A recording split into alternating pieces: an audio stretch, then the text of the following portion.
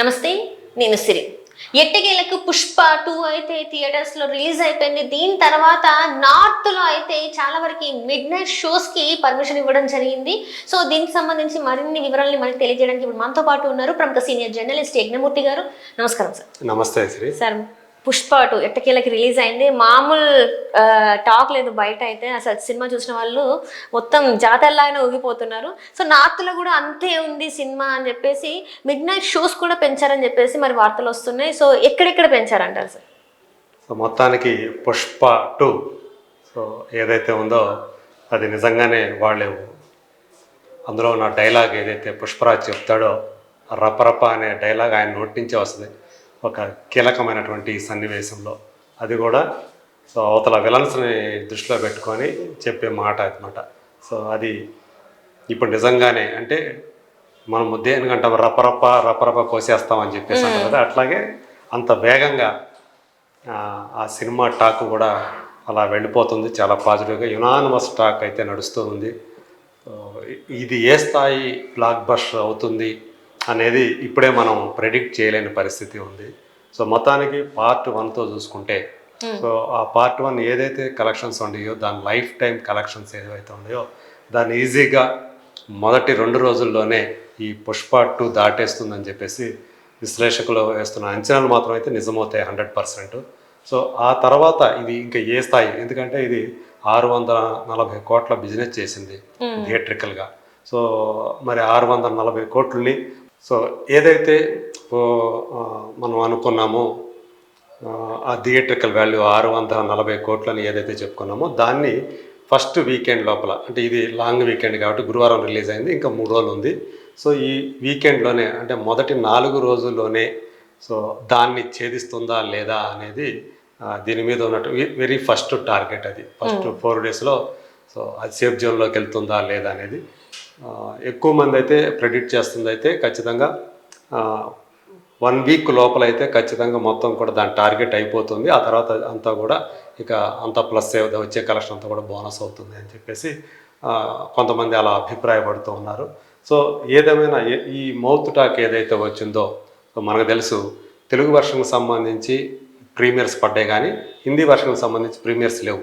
So ఇప్పటి వరకు చూసుకుంటే అంటే మార్నింగ్ ఏవైతే 2 షోలు పడ్డాయో వాటి తర్వాత చూసుకుంటే ఆల్రెడీ 56 కోట్ల రూపాయల వరకు కూడా ఇప్పటివరకు కూడా వచ్చినటువంటి కలెక్షన్ ఏదైతే ఉందో అది ఇండియాలో సో ఇప్పటివరకు 56 నుంచి 57 క్రోర్స్ వచ్చిందని చెప్పేసి అంచనా ఉంది.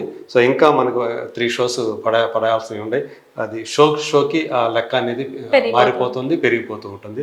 సో ఎంత అవుతుంది ఏంటి, ఇండియా రికార్డు సాధిస్తుందా లేదా, అలాగే బాహుబలి 2 కంటే కూడా ఈవెన్ నాన్ హాలిడే రికార్డ్ అనేది ఇప్పటివరకు కూడా యానిమల్ పేరు మీద ఉంది. ఇప్పుడు ఇది నాన్ హాలిడే టైంలో రిలీజ్ అయింది కాబట్టి ఆ రికార్డుని యానిమల్ రికార్డ్ని ఇది బ్రేక్ చేస్తుందా లేదా అనేది కూడా ఒకటి ఉంది. సో మొత్తానికైతే కొన్ని రికార్డులు అనేవి తుడిచిపెట్టు ఖాయం అని చెప్పేసి విశ్లేషకులు భావిస్తున్నారు. అందు గురించి యునానిమస్గా వచ్చినటువంటి ఆ పాజిటివ్ టాక్ తోటి ఇప్పుడు నార్త్ బెల్ట్లో మిడ్ నైట్ షోస్ పెరిగాయని చెప్పేసి మనకి సమాచారం అందుతుంది. అందులో కూడా ముఖ్యంగా మహారాష్ట్రకు సంబంధించినటువంటి అతిపెద్ద పాకెట్ అయినటువంటి ముంబై అలాగే పూణే ఈ 2 చోట్ల కూడా మిడ్ నైట్ షోలు పడుతున్నాయి. ఇప్పటివరకు లేవు, సో అవి యాడ్ చేస్తున్నారు. అట్లాగే అహ్మదాబాద్, గుజరాత్ సంబంధించినటువంటి అహ్మదాబాదు, అలాగే మరి ఇంకొక 2-3 ప్లేసుల్లో కూడా ఢిల్లీలో, కోల్కతాలో, బెంగాల్, ఎందుకంటే ఇది బెంగాలీ వర్షన్ కూడా ఉంది. సో అక్కడ కూడా మిడ్ నైట్ షోలో ఇది యాడ్ అవ్వటం అనేది ఈ సినిమాకి సో ఏదైతే ఆ టాక్ వచ్చిందో ఆ టాక్కి అనుగుణంగా ఇక్కడ ఆ షోస్ అనేవి పెంచడం అనేది మనం గమనించవచ్చు. సో మనం చూసుకుంటే ఇప్పటికే ఒక ప్రెస్ రిలీజ్ చేసింది, అది బుక్ మై షో. సో ఇప్పటివరకు ఇండియాలో 3 మిలియన్, మొదటి రోజే 3 మిలియన్ టికెట్స్ అమ్ముడుపోయినటువంటి మొట్టమొదటి ఇండియన్ ఫిలింగా పుష్ప 2 చరిత్రకెక్కిందని చెప్పేసి బుక్ మై షో ఒక ప్రెస్ రిలీజ్ చేసింది. సో దాన్ని బట్టి సో ఇది రికార్డులు అనేవి ఎలా బ్రేక్ చేసుకుంటూ పోతుందో, అంటే టికెట్స్ వైజ్ అలాగే కలెక్షన్ వైజ్, సో ఇవన్నీ కూడా కొన్ని రికార్డుల్ని ఈ సినిమా బద్దలు కొట్టబోతుంది అనేది చాలా స్పష్టంగా మనకి అర్థమైపోతూ ఉంది.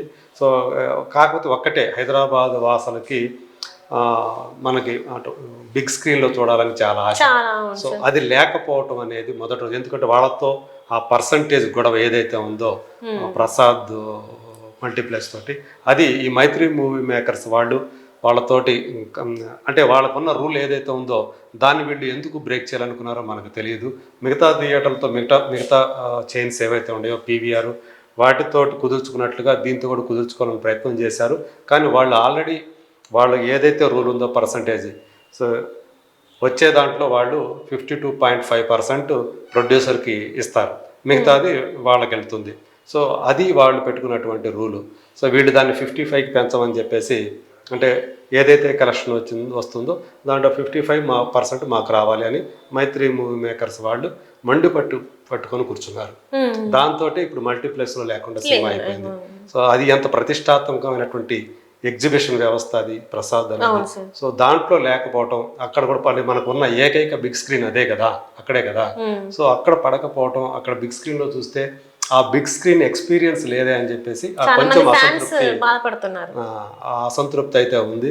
సో మిగతా అందరూ కూడా వాళ్ళు చెప్పిన దానికి ఒబే చేసి యాక్సెప్ట్ చేసి 55% ఇవ్వడానికి ఒప్పుకున్నారు. అందువల్ల మిగతా రిలీజ్ అయిపోయింది.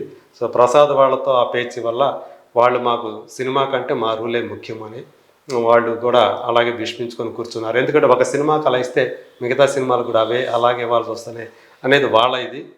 మనం కనుక వీళ్ళకి 52.5%కి ఇస్తే మిగతా చైన్స్ మనం 55కు చేసుకున్నాం, అగ్రిమెంట్ చేసుకున్నాం. మరి వాళ్ళు కూడా వాళ్ళకి మరి 52.5 ఎందుకు ఇచ్చారు, మేము మాత్రం 55% ఇవ్వాలా మీకు అని మిగతా చైన్స్ వాళ్ళు ఎక్కడ అడుగుతారని చెప్పేసి వీళ్ళు కూడా అట్లా భీష్మించుకొని కూర్చోవడం వల్లే ఈ పరిస్థితి తలెత్తిందని చెప్పేసి అనుకోవాలి.